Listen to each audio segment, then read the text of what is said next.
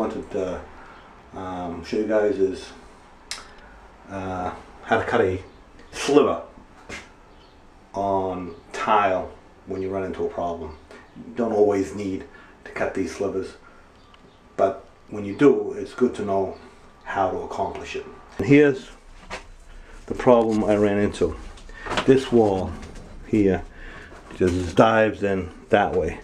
Now this whole bathroom was gutted, and the carpenter redid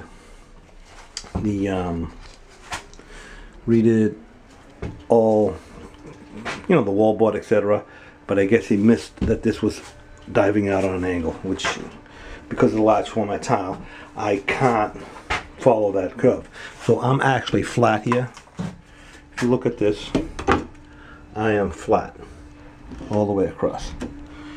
So I couldn't follow that curve, but that left me with a huge gap over here. See, this is like a ½ inch, and then I got this here.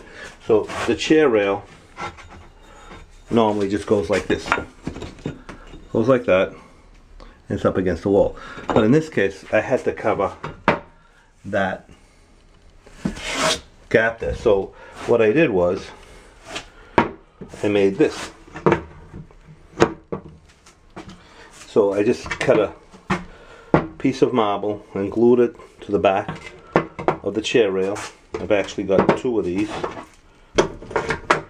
Here's the other one. And this one goes down to nothing. Down to absolutely nothing. So what I want to show you guys is how to cut that, because if you just try and cut it on the wet saw regularly, it's not going to work. So these actually go like this.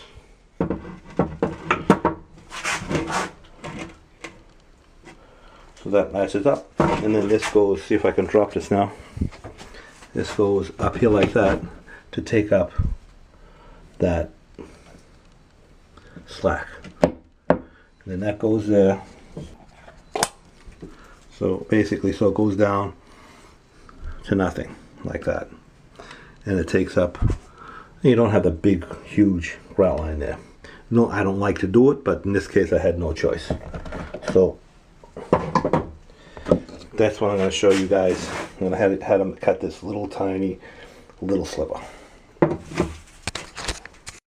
Okay, so this is my wet saw. So if you try and cut that sliver on this tray the way it is, when you get down to the end where it's really thin, you're going to have a problem, because it's just going to break off every time. So to avoid that, you have to put something solid under here and adjust the height of the blade. So that's what I'm going to show you how to do it. So on here, you need to have support. Now this is what I actually used. So I'm going to adjust the height of the blade.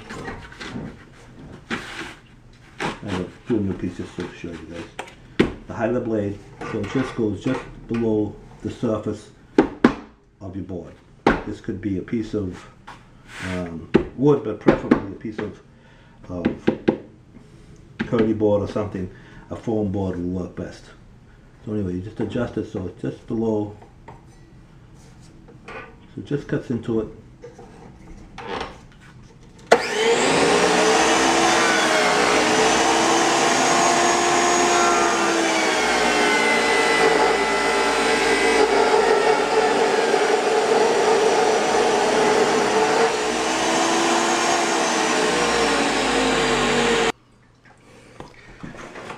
So I'm going to cut a sliver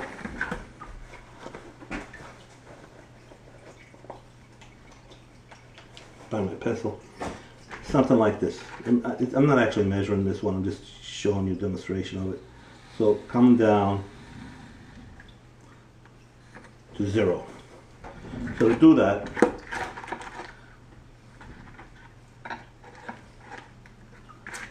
let's go ahead and clean this up.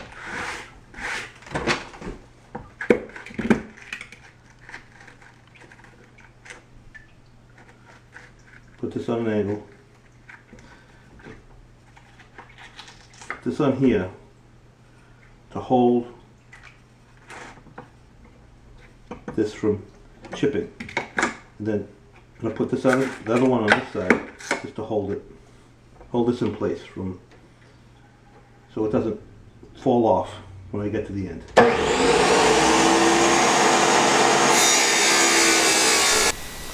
Okay, so I also just want to remind you that I also now have an online store, dibsmart.com, where I sell a bunch of tile related stuff, tools, etc. So don't forget to check that out. Thanks.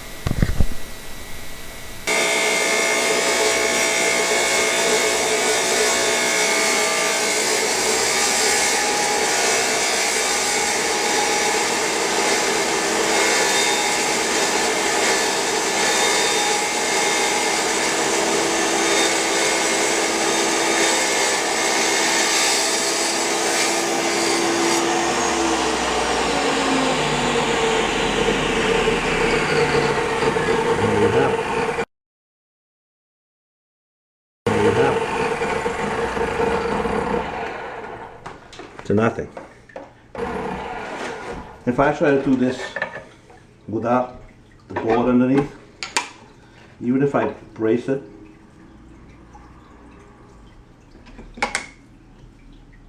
it's probably not going to work. I might have a chance because I'm holding it together, but it's probably not going to work.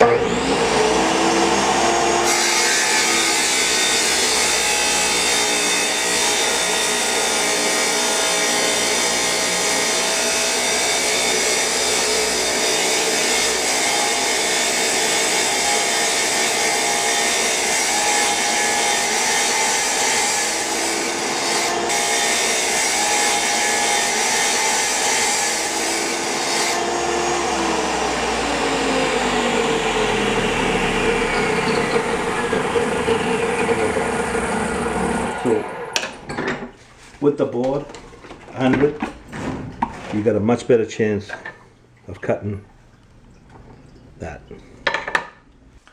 Okay, so I got those pieces on, and as you can see, it doesn't look too bad.